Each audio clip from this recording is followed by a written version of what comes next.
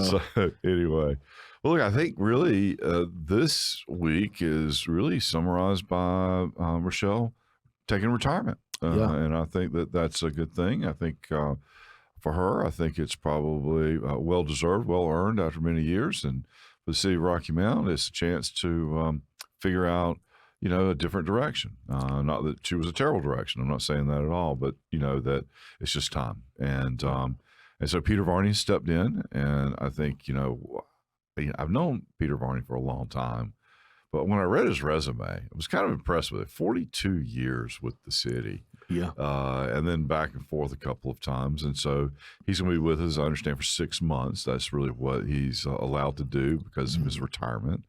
And during that period of time, we've got to find a new city manager and do a national search. So tell me what you're thinking about that. I mean, Peter's awesome and I'm excited, but, he's 6 months. So we've got to be starting to think ahead. What does that look like for us in the city? Yeah, it's exciting time, my first time being a part of this process. But for those that are on council now and those that are looking to join, I think it's very exciting to know that we have opportunity to shape what the city looks like for the next 5 to 10 years. So I'm excited about the process, looking forward to it, learning how it works, and then also hearing about, what people want to see in a manager. I know for myself, I really want someone who's younger, energetic, with a chip on their shoulder, seem to be if they have something to prove, and looking for a unique city to come to like Rocky Mount. Now, I know there are a lot of other opinions on council and thoughts about, what they all want to see in a manager. So I'm just looking forward to that process to be able to pick, our golden star. Well, let's come back to that a little bit in a minute here. I think Tom Harris came up and spoke and said, hey, look, I mean, there are going to be at least 2 positions that are changing out in council in upcoming months and maybe even 3. So why don't we wait until those folks are installed before we make a decision? And I don't know that's a bad idea, except that we don't have Peter but for 6 months, and that's kind of a hard stop. So 6 months from today gets you to July. I'm not sure when the next elections are scheduled. The General Assembly actually pushed out the primaries, which would be the election date, until June. Yeah. I'm hearing discussions now that they may even extend out till August, that Speaker Moore is working with a number of folks in the Democratic Party or whomever. I'm not sure exactly who would be the officials there to try to come up with a compromise as it relates to some of these new districts. Yeah. So, and then if that's the case, the primary would extend out to August, and with the general being in November. So I think there's so much confusion there, and I think that folks just need to be aware of that. I think Tom's spot on, though. I mean, I think that would make the most sense, but I just don't know that we have the time. So what are you looking for in a manager? What does TJ Walker think that the city of Rocky Mount needs? And you go first. I'll share, but I want to let you go first. Definitely, man. I mean, like I said, I'm really looking for someone who's when I say young, I don't mean an 18-year-old fresh out of high school. Right. But someone who's looking to prove themselves in their career. Right. Because I think when you have a character trait or when you're in a situation where you have to prove yourself, it makes you work 10 times harder to achieve what you want to do. So that would be one characteristic I'm looking for. Someone that understands the uniqueness of Rocky Mount, a city that's split between 2 counties, that has a historical fact and just history of a lot of some of what Rocky Mount has endured and encountered, and someone that's willing to come in and say, listen, I understand the complexities of this city, but I'm willing and I see the potential of where we can go and take us really to the next level. And someone that's, not afraid to work with all 7 council members and not afraid to hear from everybody, because that's got to be a tough job. I mean, I know it's hard enough hearing from me every single day, but when you've got 6 other and then 7 others, you as the mayor, when you've got 8 individuals, that you got to try to please on top of the 60,000 constituents that we've got to have, it's a tough job. So someone is up to that sharing challenge. In real time exactly what they think all the time, right? And so that's another little challenge. And speaking of which, I'll come back to my answer, but I was seeing on Facebook, I spent 4 hours, just as an example, I spent 4 hours yesterday on the phone with folks upset that they believe that Rochelle had received a $2 million settlement. And first of all, it's a retirement. We have a settlement and separation agreement. I think that's already made it out into the World Wide Web, and that's fine. I mean, it's all public information, so be it. But $2 million upset. And I'm thinking, well, that's just not even a realistic number. I mean, how do you even get there in your head? And I mean, just folks just making stuff up. And then I'm amazed at how quickly it just gets passed along as if it's fact. It's the social media age, I mean, and that's the danger of social media, because once it hits social media, it's out there. Yeah. And you got a lot of social media outlets, just looking for attention, looking for an audience, and they know, hey, if I could put something out that can sell, I've gained what I needed. So credibility has always been a big part of the recipe for me, so I like to make sure that what I say is true all the time and have understanding and facts. But you're right, I get it. It's about grabbing attention and eyeballs. Yeah, and I mean, for the city, that's an opportunity for us to get ahead of a lot of our stories. Right. A lot of what I hear of individuals that seem a bit disgruntled and unpleased about what we do at the city is just simply because they're not able to get the information firsthand from the city. I've seen the same thing myself. I mean, it has been pretty amazing. In fact, most of the issues that I deal with as the mayor means that somebody either couldn't get it from the city, typically couldn't get it from the city, and/or typically their council person was not responsive to the request, or I have no idea if that's true. But by the time they call me, it's a real source of frustration. They don't feel like they've been served many steps along the way, and so that becomes kind of the problem that I have to deal with. And I always try to point back to the city or glean the information. Most of it's just solved by a phone call. Yeah. I'll call or Carrie will call and just get the information and just forward it along. And that seems to resolve 80+%. Yeah. It's really amazing. That's it. I think you're right on the manager. I'd like to see somebody, if I could pick it, who had some years of experience. I'm thinking, youngish, to your point. And I'll say youngish is in the 40 or so year old age, where I've cut my, sharpen my spurs, if you will, and maybe a town like a Raleigh or a Charlotte or a Greensboro, a little bit bigger, somewhere I'm thinking primarily in the Southeast, so you can at least culturally understand Rocky Mount, maybe some of the historical challenges that it's had, who wants to make a bigger and brighter career for themselves, to your point, and hopefully they'd be with us forever, but in the extent, if they need to move on, they need to move on. But, I think that would be a benefit to us. What I learned Monday that was surprising to me was that Bill Bashar was the manager when he was,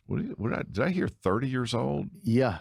I think that's what we heard. I mean, I'm thinking, wow, I don't, city manager and Rocky Mount has always been synonymous with Bill Bashar for most of my life, but I'm not really sure how much I paid attention to it either until, more recent years. So I thought that was interesting. So, don't discount that we don't the 18-year-old, but the 30-year-old, I mean, and he stayed a long time and he did a lot of great things for Rocky Mount. Of course, he's made a few mistakes too, like everybody. Yeah. But I just thought that was interesting. 30 years old. I mean, it's phenomenal in this day and age. When you look at social media, when you look at a lot of the technology advancements, it makes sense, to have someone that can understand. Right. But from a manager's perspective, I mean, I would be fine with a 30-year-old. I mean, I'm 30 myself. Right, of course, yeah. And happy birthday, by the way. You just had one. Thank you. So, either way works for me. But someone that can come in and really create a team around them. That's to say, hey, I believe in who I have around me to get the job done. And as a manager, I don't feel as if I need to stand over you every second. I believe in your capabilities. I believe in what you can do. I know your strengths, your weaknesses. Just get the job done. And I think, if we can find that, we'll be able to find exactly what we need. Sure. And of course, we had tried to get, a number of audiences for several groups, what do you call them? I guess recruitment groups the council look at and kind of hear the pitch. And I think the message that we got back was council wasn't quite ready to do that today. And so not really sure when that search begins, but hopefully it'll be very soon. I think that we probably ought to try to push toward that sooner than later. But at the same time, need to understand exactly where we are and exactly what the mission looks like. So that's it.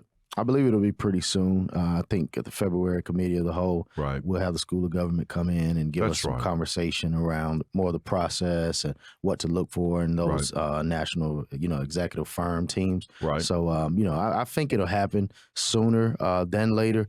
Right. But we are looking at this 6-month period, and we want to get it done within that process so Yeah. that we can know we have a manager coming in. Yeah, of course. I mean, and that's very important. I think the other thing of note to me in Monday nights was really more discussion about the grants and the grant funding. What I saw, I'll just be honest, I saw a little bit more racial politics, it felt like to me in chambers than we had seen in quite some time. And that just always is alarming to me. I don't think the participants probably thought of it in those terms, but we had a number of people who were upset with the grants and feel like there was enough transparency. I think they make some points. I think we could probably do a lot better on that. Yeah. But then we had a lot of people who were recipients saying, "Hey, look, we really feel like you've done us wrong. You've painted us in a wrong picture, and just feel like that's unfair." What were your kind of thoughts on that? I know I'm putting you on the spot, and this is kind of a little edgier than what we normally talk about, but I think it's something we probably ought to try to address because Definitely. it makes a difference. I think what we find all the time is something hits social media first, Right. and we get the responses in the chambers, Right. rather than, again, the city being able to be proactive about, hey, this is the narrative, this is our story, putting that out first, Right. and then letting the community respond. So what we had Monday was we had the community responding to social media attacks, Right. but it happened in the chamber to clear it up, Right. and to say, hey, if it's going to get addressed, it didn't get addressed on social media, it got addressed in the chambers, so Right. that turned into the place to address the false narratives. Well, so we need to talk about where that should be anyway. I mean, social media for me, my experience is it's a terrible place for debate. Yeah. I can push a message out, but then when somebody comments on it and I start going back and forth, nobody wins that. It just escalates. 90-some% of all communication is nonverbal. Yeah. So you lose that. So maybe I'm trying to be snarky and funny and it comes across just completely wrong to you and it just spirals out of control. So how do you think we ought to approach that? I mean, I agree with you 100%. Do you think maybe the city just needs to push information out faster? Yeah. We've got to get ahead of, the stories. Right. We need to be the first media outlet because, we have the information first. So Right. we need to be the first media outlet to say, hey, this is the story. Right. And whatever anyone takes from that, they're able to take it from our story, Right. Which will cut back on a lot of coming to the chambers, because chambers should be a place where it's directed towards council members, mayor, manager to say, this is what we need to do in the city, or this is what we suggest as a community and as a constituent. Right. Well, I think you're right. So we just need to figure out how to do that, I guess, first. And in some cases, maybe take a little bit more time to explain things so that folks at least understand what it is that we're looking at and what we're talking about. So Yeah. Well, we got a new director of marketing and communications. He's been seeming to do a great job so far. He's got a journalist background. Right. He's been seeming to get some information out. I'm looking forward to see how we're able to just move that conversation around changing and telling our story first. Well, so he certainly was helpful to me over the weekend with the weather brief so that, as WRL and other TV stations were asking me for updates, I was at least able to give some real-time information without driving around the roads myself, although I did that at least one time, and that was kind of interesting, fun. And that's another thing we ought to point out is that Rochelle did, even though her intention was to retire last week, did stay through the storm, and I'm very appreciative of her for doing that. That's certainly something she didn't have to do, but I think that it was very helpful to us as a community. Yeah. Glad she stayed, and she did a phenomenal job, did all that she could, and I'm just glad that she's able to enjoy retirement and be able to ride off in the sunset and do what it is she wants to do. Absolutely, and she plans to stay in Rocky Mount, which I think is a good thing. I'm excited about that. So anyway, it's on to a new chapter, and thank her for her service, and let's move on to what next steps need to look like. Yeah, and for everybody's listening to the mayor's following you, let's give Peter some time to kind of get his feet on the ground because he's been swamped. He hasn't set up a calendar yet, so let's give him a few days to get his. I have been preaching that message. So 4 hours I dealt with the $2 million settlement or whatever. Really, it was nonstop. Yeah, text, phone calls, whatever. It's just false. It's just not right. Yeah. And then the other part of that is, okay, guys, I mean, look, Peter just got you. Today is day one. That's it. Or yesterday was day 2. Mm-hmm. I mean, give the man enough time to at least go to the bathroom. That's it. That's it. That's it. I'm sure he didn't sit down at all to think, man. Monday, I actually walked in on him, and Tuesday, walked in on him, and just he was like, "Just come on in." I don't even have anything scheduled. It's just a free for all today. So well, I think that's probably gonna be his next week or two. And we historically have a meeting on Wednesdays with the city manager, and I want to get back onto that routine. But I felt like this week I certainly wasn't going to try to push that for all the reasons that you just pointed out. Exactly.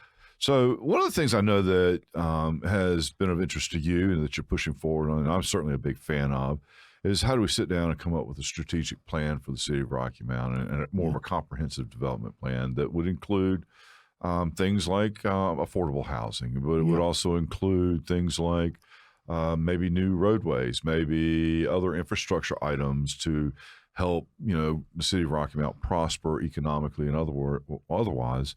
And so I know that you just sent out kind of a notice to folks about that. Let's talk a little bit about that.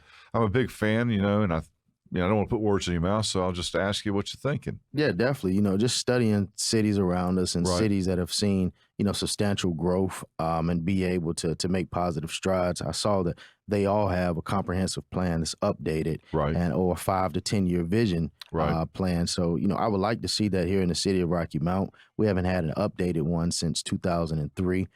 So I think that was from 2003 to about 2018, I think was a timeline on that. So 15-year plan. So I'm really looking to see if we can do maybe something a little smaller, 5 to 10 year, and really put a plan in place so that we can have some immediate action on. Because the Bible says without a vision, the people will perish. And exactly right. And it's the truth. That's it. So if we can really set out a holistic plan, comprehensive plan, strategic plan, whatever people want to call it, I just think we have to get to a place where we find a way to put the plan in place. And I think it's a great idea. I mean, it gives each council member, all constituents, because council members represent their constituents, gives an opportunity to say, this is what I want to see within the plan. And we find a way to just piece it together and work towards it. Well, so I think the process is, or at least the thought process is, each council person will go back to their ward and just poll folks, have maybe a meeting or several meetings, take a number of ideas, and then it kind of starts with a wish list. What would I want to see in my ward? Well, I mean, and then maybe from the very unreasonable to the very reasonable doesn't really much matter. You got to start somewhere. That's it. And then you just kind of roll that up into a city plan. I campaigned on that because I believe it so strongly. And you're absolutely right. Without a vision, the people do perish. And I have never, ever, ever managed a business where I did not have a 5-year plan that we did not update on an annual basis. So it was a 5-year plan. We thought we'd hit these targets. We would measure where we were based on where we were on the plan. And what I found almost always is that we were way ahead when you put it down. When everybody knew exactly what the goals were. And it allowed us to be opportunistic, when opportunity presents, but it also allows us to be strategic and tactical when we had to be, strategic and tactical to be able to set ourselves up for success. And so that's it. I doubt it's going to be as easy as we're making it sound here in this conversation, but I think it's a critical component, at least get folks thinking about it. And I think folks in the public ought to be thinking in those terms too. Again, kind of move away a little bit from, what I don't like about the city of Rocky Mount to how do we address these issues practically in a pragmatic approach to get where we want to get to. That's it. So more of a forward thinking versus a reactive approach. And so I salute your efforts and thank you for it. I think that's outstanding. Definitely. I'll be starting some things on my councilman social media page and my personal social media page just to kind of poll the general public about, hey, what do people want to see? What are some things that are of interest here in the city of Rocky Mount, some things we could do better. We've got a perfect opportunity. We just got to strike now while it's time. Yeah, I think so. I think that's absolutely right. So I'm excited to see that motion in progress. So as I go back over the meeting, I think we kind of hit most of the highlights. Was there anything else that you saw that maybe we ought to cover today for folks to understand, maybe sort of behind the scenes? Yeah, I think the two items that were one tabled, one deleted. Right. The Rob Bob group. Right. I think that's been, deleted off of the agenda. Right. And I think what that really means is that contract just dies. That relationship's just no longer going to be in place because the contract expired in December. Mm-hmm. And on the recommendation of Peter Varney that we just not renew it. And I think that's probably right. I mean, either we've got those internal resources or we don't. And that's it. So anyway, I think that was a conscious decision. So it's not as I know it seems kind of odd that we tabled it permanently, but really what that did is had the impact of just killing the contract. That's it. That's it. So we were able to get that done. And then also the job classifications. Right. I think we're going to look at, Peter will look at how he could just handle it all at once rather than trying to piecemeal it together as far as the different job classifications in different departments. So I think that was tabled so that we can be able to look at each department at one time and be able to make those changes, holistically together. Well, I think we do need to do that. I think we need to have that pay classification plan. In fact, council told our employees that we were going to have it for them and that, we had a sort of a stopgap increase so that cost of living, we'll call it, but that we're going to try to put a real pay classification system in place for real. And I think that would help all of our department managers, city manager, and being able to just scale employees where it's appropriate. That's it. I think one of the challenges, and what I haven't really gotten what I'll consider to be, I hate to use the word satisfactory because it's not really that at all, but I don't feel like I've had a full explanation of what each classification means in terms of skills and duties and how that maps out with dollars and how that maps out with responsibilities. And so I think that was one of the reasons that we kind of got sideways on it the first time. And so when I saw the 3 or 4 that were listed, I really didn't even feel like I had adequate information in terms of why we were just trying to address those 3 or 4 versus the whole plan. Yeah. So that background is very helpful, I think. Yes, sir. Yes, sir. Yep, but I think we're on the right track. Looking forward to our next committee of the whole meeting, second Monday in February. So, what are a couple of topics that we'll be looking at in that committee of the whole meeting? Right now, I'm kind of still waiting to see what we can get approved. I sent out a tentative schedule to the rest of council, so sort of just want to wait to get some feedback from council members, before I share what will be up there. But I think it'll be. I know one thing for sure will be the School of Government coming in, right? And then from that, there's some other things just waiting to hear back from council. I want to see their thoughts. Right. And I think what folks may or may not know is watching this, the School of Government really is based at the University of North Carolina, Chapel Hill. And what it does is it provides a lot of insight and advice and or interpretation of some of the rules in governance that we as locally elected officials need to comply with, and also helps us understand what best practices may look like. And so we seek out their advice quite frequently, and they're available to you, me, just on a phone call, just on a specific question. And it's quite an invaluable resource. And I just don't know that a whole lot of people are familiar with it and what they do. So I just felt like we ought to probably back that up a little bit. And talk about it. I have a tendency just to move on and not explain a whole lot. And if you're not in the know, it's just hard to know. That's it. Well, I mean, that's just good communication. Sure. I'm sure that your followers and listeners will be very appreciative of it because we don't want to talk over their heads. Anyway. That's it. Well, look, man, I appreciate you coming today. It's been awesome. I look forward to the next opportunity we get. I appreciate you. Thank you again for having me. Thank you. Yes, sir.